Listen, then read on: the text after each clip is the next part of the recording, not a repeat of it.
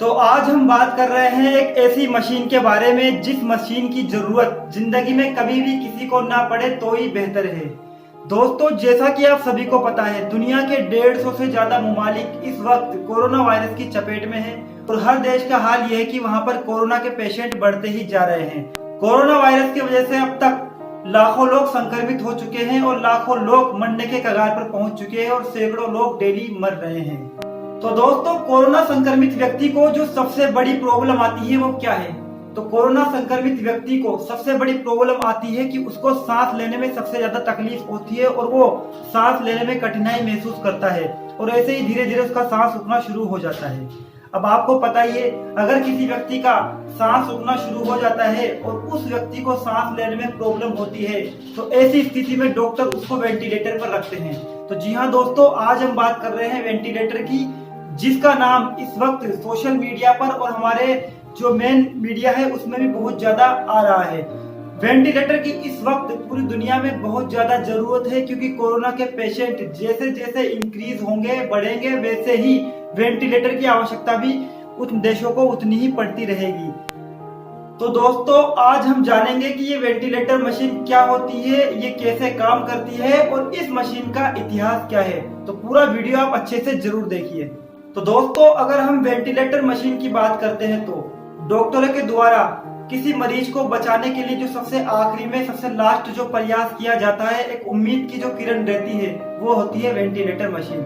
आप लोगों ने अक्सर सुना होगा किसी बड़े नेता को या किसी बड़ी हस्ती को जब वो सीरियस रहता है तो उसको वेंटिलेटर पर रखते हैं, तो कई लोग वेंटिलेटर पर रहकर बच जाते हैं और कई लोग वापस लौटकर नहीं आते हैं। तो दोस्तों, वेंटिलेटर मशीन के द्वारा मरीज को ऑक्सीजन पहुंचाने का कार्य किया जाता है। जब किसी मरीज को सांस लेने में बहुत ही ज्यादा कठिनाई महसूस होती है तो उस स्थिति में वेंटिलेटर के द्वारा उसके सांस के प्रवाह को बहुत ही सरल बना दिया जाता है, जिससे कि उसको आसानी से सांस दी जा सके। और साथ ही साथ वेंटिलेटर के द्वारा मरीज के नर्वस सिस्टम पर दवाइयों को पहुंचाने का कार्य भी किया जाता है।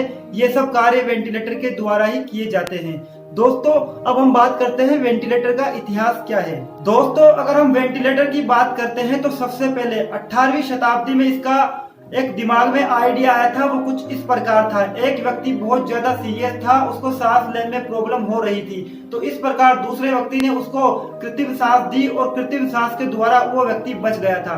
तभी से डॉक्टरों के दिमाग में आइडिया आया कि कुछ इस प्रकार की मशीन बना दी जाए कि जिससे लोगों को सांस आसानी से पहुंचाया जाए। तो जो व्यक्ति सांस की वजह से मर रहा है, कि सांस लेने में प्रॉब्लम है, तो उस व्यक्ति को कुछ हद तक कोशिश करके बचाया जा सकता है। इसके अलावा 19वीं शताब्दी में वीनस शहर के एक डॉक्टर ने एक ताजगी लेने वाला डिब्बा बनाया। उसमें कुछ उसने मशीनें जोड़ी जिसके द्वारा मरीज को फ्रेश सांस दी जाती थी, जिससे उसको सांस लेने में कोई कठिनाई ना हो। इस प्रकार समय समय पर इसमें कार्य होता गया और आज की तारीख में जो वेंटिलेटर मशीनें हैं वो काफी हद तक आधुनिक बन चुकी हैं, जिसके द्वारा मरीज को बचाने की कोशिश की जाती है।